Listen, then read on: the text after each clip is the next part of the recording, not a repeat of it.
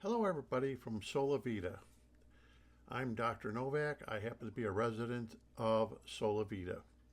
I had some of the HOA SoliVita residents that are running for the board ask me if I would do videos of them and confronting some of the issues that we have here in SoliVita, and I agreed to it. These are non-biased videos, so in other words, I do not favor any of the candidates that are running. They reached out to me, so I show no prejudice in who I take a video of. They're asked questions and they answer them. This video is about FAYE Davis, who is running for the HOA board. And she basically says that, well, she tells it the way it is. Let me put it that way. And you may be very, very interested in hearing what she has to say, and some of it may be very shocking to you, some of it may not. But these videos are being made to let everybody, all 11,000 people that live here in SoliVita, know what's going on with the people who are running for the board. I would highly suggest that you go out and vote.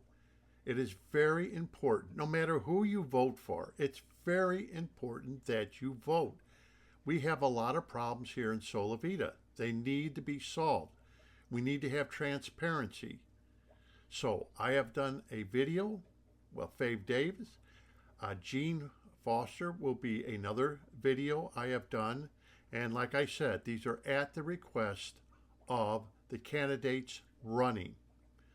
And as I also mentioned, I show no prejudice on who's running. If they ask me, I can shoot a video of them. So, without further ado, let's continue with FAYE Davis.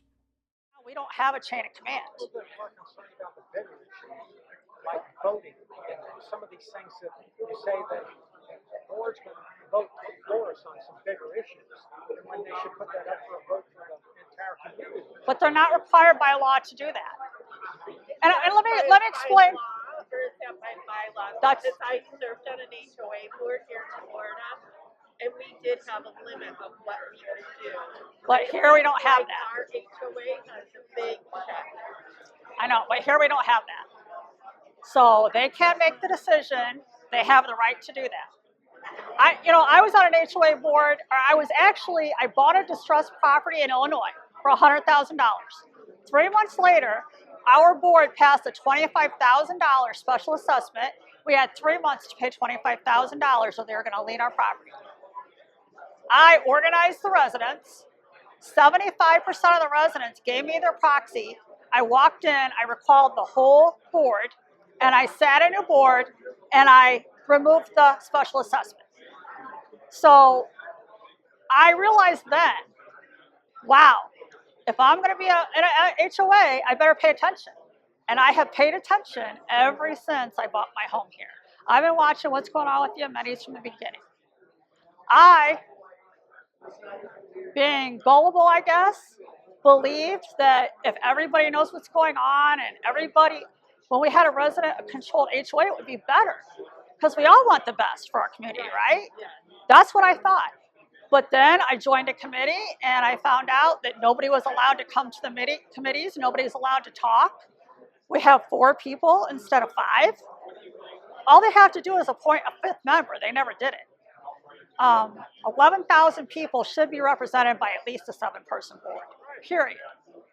So to me, 7-person board has to happen immediately. Open committee meetings has to happen immediately. Two new committees need to be formed. One of them is on CFX and traffic issues. Because I'll tell you something else. I own a construction company in Chicago. I've done a lot of tollways. It's coming. And if we do not get sound wall, berms, trees, separating us from that, we're in trouble. And if we don't do it during the design phase, it will not be approved, it will not be in the budget. My husband is working on International Drive today. He's also working at Orlando Airport. So let me tell you, you have got to have somebody on that board who understands traffic, who understands all of that, okay? That's why I'm running, because all my friends are like, Faye, you gotta run because you understand it and you can get it done. But we need a whole committee to work on that. Yeah, and I think we lack like people that sit on the board are the voice of the residents. They're not just up there to dictate how things run. You're supposed to represent us. And I'm not trying to preach this to you. No, I think listen. I organized 75% of my homeowners who trusted me enough to hand me their proxy vote to do whatever I wanted with it. You know how I did that? None of them lived in their properties. These were investments that they lived. I had people in China. I had people in Lithuania. I would stay up till 3 o'clock in the morning and talk to them in China for 3 hours. I would send them evidence of what was happening. That's how you get things done. You work with your community. You inform them of what's happening. I'm the most transparent person you're ever going to meet. And if you don't want transparency and you don't want open committee meetings, do not vote for me. Because I promise you that's what I'll do. I think that's what we're lacking right now. I do too, and that's why I'm running. I don't even want to be on the board.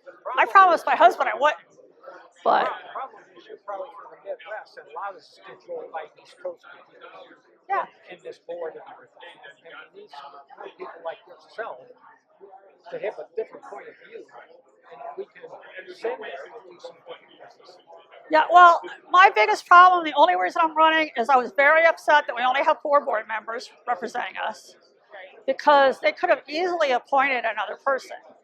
I feel like after watching yesterday's or Tuesday's meeting, what happened with Lita, that upset me. I felt like she's not being heard on the board, and I do feel like Lita does care about this community and has proved it for 20 years.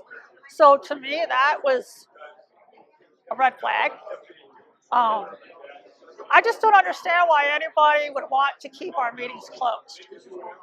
What's the purpose of it? How do you deal with, though, when you're at a meeting like that and you have all these people, you know, if it's individually important to them, you know, how do you deal with 11,000 people? Like, we're very concerned about the road because it personally affects us. It affects everybody. It does, but there's a lot of people that are complacent, that are in the back. Well, here's the thing, what they don't get. Somebody said that to me the other day. They said, Faye, you and I are in the back. That doesn't affect us. I said, wait a minute. When Varisi's property values go down, so do mine. Right. Okay? So anytime any house is sitting up against something that's going to do that, it's going to lower all of our property values. Okay? I have, you know, Live with the construction. I mean, they're going to have to live with the construction. right, Years. right. I got to tell you, my background, I don't know if you saw it. I started out in real estate for a large developer. I ended up becoming an IDOT, Illinois Department of Transportation certified. Yeah. And I've worked for Ford. I've worked for the city of Chicago building parks. I've done tollways, highways, everything. Thousands of jobs, okay? And so that was another reason why everybody's like, Faye, your background is what we need on the board. And honestly, it got to the point when I served on the committee, I started seeing things that were going on through the whole Yardney catastrophe. Yeah.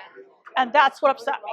So I was like, either I got to step up, like I did in Illinois, or I got to move. That's where I'm at right now. Well, I'm upset that he's in private meetings. Yeah, so am I.